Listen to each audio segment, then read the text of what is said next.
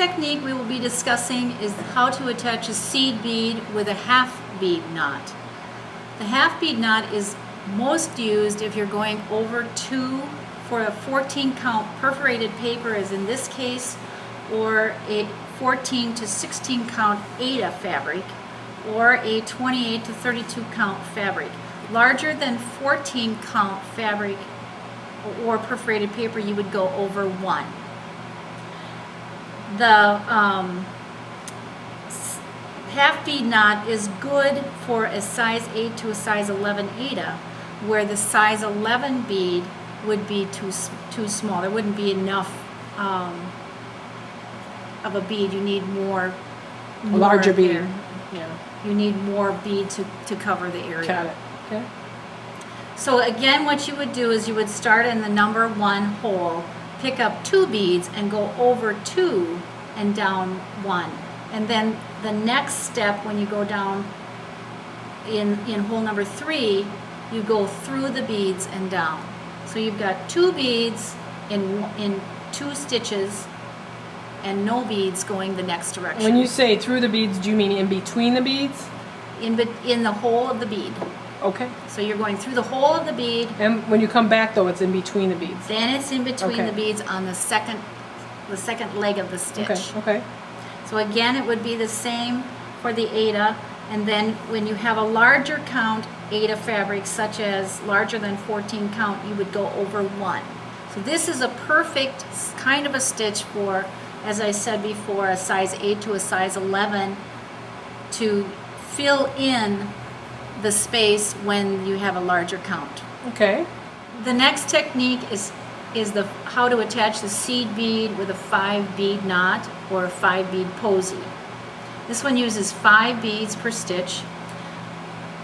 It is also good for a 14 to 16 count over 2.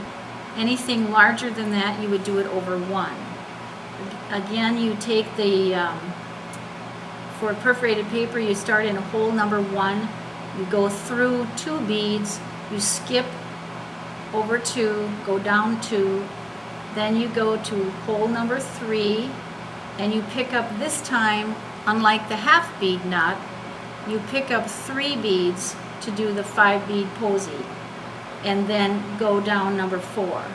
This knot is nice for making a little flower, making, like in the example of this, it shows 3 little embellishments that are used to hang the stockings. It gives a little more dimensional feel.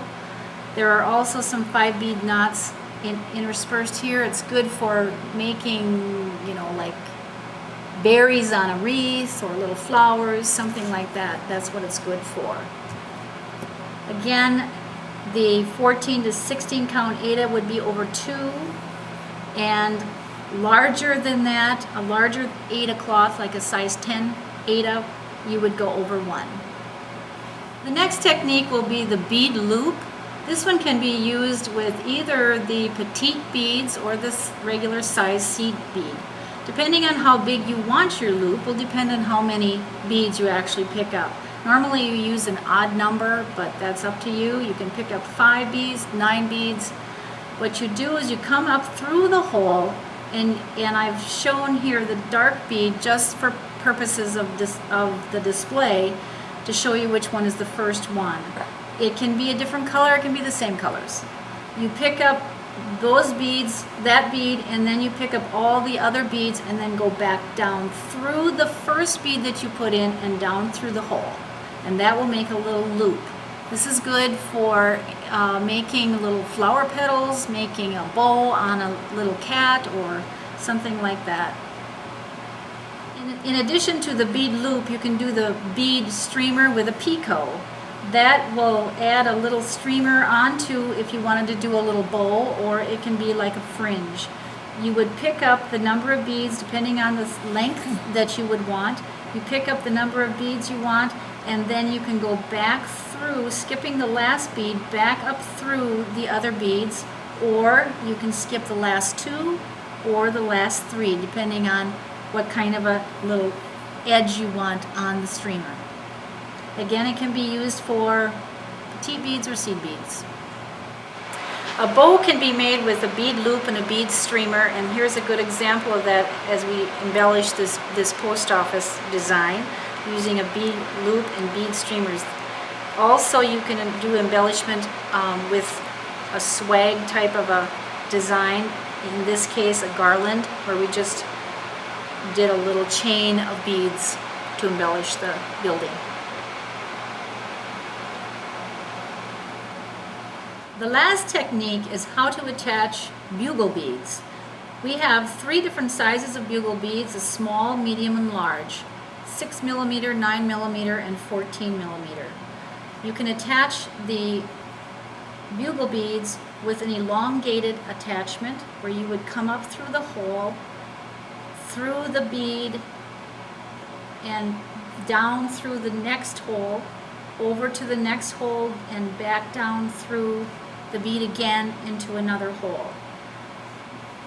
You can add beads on the ends to do this, and this would be attached right onto the fabric itself.